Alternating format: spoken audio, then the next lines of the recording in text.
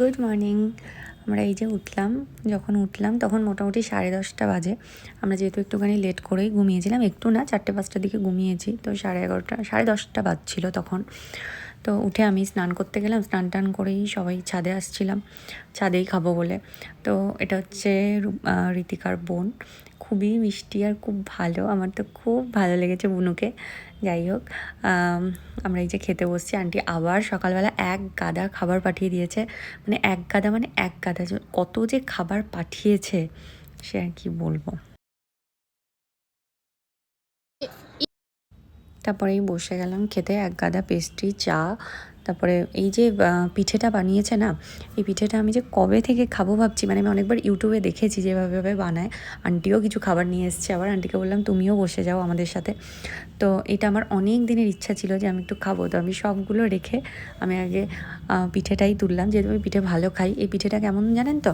এই পিঠেটা হচ্ছে বাইরে একটা চালের আটা দিয়ে তৈরি, আর ভিতরে হচ্ছে নারকেল আর কিছুর গুড় বা আরও কিছু ছানা টানার পুর দেওয়া আছে। মানে খুবই ভালো খেতে। আমি এটা দেখেছিলাম একবার, কিন্তু আমি তো করতে পারি না, আর আমার করে দেওয়ারও কেউ নেই, কারণ কাজের দিদিরা এসব করে দিতে চায় না সেরকম। যাই হোক, সমস্ত পিঠে খেয়ে ফেলেছি আন্টির বাড়ি গিয়ে। আর এই যে এখন ঋতিকা দিচ্ছে কুকুর আর বিড়ালগুলোকে খেতে। ও ভীষণ ভালোবাসে, মানে কুকুর, বিড়াল, খরগোশ এগুলোকেও ভীষণ ভালোবাসে। আর এই মেয়েটাও, এই যে চুটকি, ও খুব ভালোবাসে। খালি ওদের মধ্যে আমিই ভালোবাসি না, মানে ভালোবাসি না ইন দ্য সেন্স ওরকম না, কিন্তু আমি ওদের কাছে যেতে পারি না। তারপরে চলে এলাম ছাদে।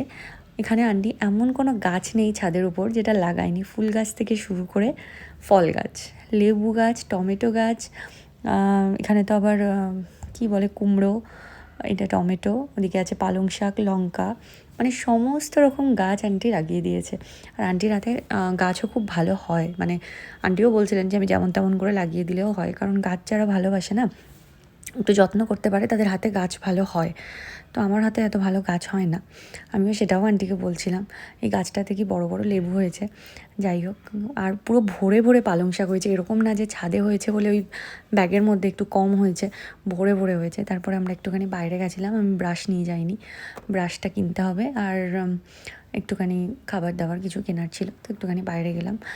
তারপরে আর কি দুপুরবেলা আবার খেতে বসলাম। আন্টি আবার এক গাদা খাবার করেছে। আন্টিরা যেহেতু বাংলাদেশি, তো ওখানের যে পোলাওটা হয়, সেই পোলাওটা আবার করে খাওয়ালো আন্টি। মানে ওই পোলাওটা মানে আমাদের এখানকার মতো মিষ্টি পোলাও নয়, ওই পোলাওটা হচ্ছে নোনতা পোলাও। তো যাই হোক, ওই পোলাওটা আন্টি করে খাওয়ালো, তো বেশ ভালো খেলাম। অ্যাকচুয়ালি কালকে রাত্রের আর সকালের এত কিছু খাওয়ার পর আবার দুপুরে খাবো এরকমটা লাগছিল, কিন্তু যাই হোক, আমি এরকম এই যে সাজিয়ে ওই পেঁয়াজটা উপরে দিয়ে, এটা আমি ওই বাংলাদেশি ভিডিওগুলোতে বেশ দেখেছি, আমি ওটাই আন্টিকে বলছিলাম। যাই হোক, খুবই ভালো খেতে হয়েছে। আমরা দুজন না, মানে আমরা সবাই খেয়েছি, কিন্তু আমরা দুজন খুব ভালোবেসে খেয়েছি আর কি। এই যে ডাল, বেগুনি, আরও চিকেন ছিল, পনির ছিল, ডিম ছিল, মানে প্রতিদিন আন্টি যে এতগুলো করে আইটেম করেছে, আমরা তো এত খানেওয়ালা নই, কিন্তু তাও সব কিছু খেয়েছি, প্রচণ্ড ভালোভাবেও খেয়েছি। আর এই চিকেনটা করেছিল ঋতিকা, ওকে তাই আমি বলছিলাম যে তুই এত ভালো চিকেন করতে পারিস, তো বেশ ভালো চিকেনটা করেছিল। যাই হোক, এবার আমরা খাওয়া দাওয়ার পর্ব শেষ, একটু রেস্ট নেবো, কারণ আমাদের বিকালে একটুখানি বেরোনোর আছে। টাটা।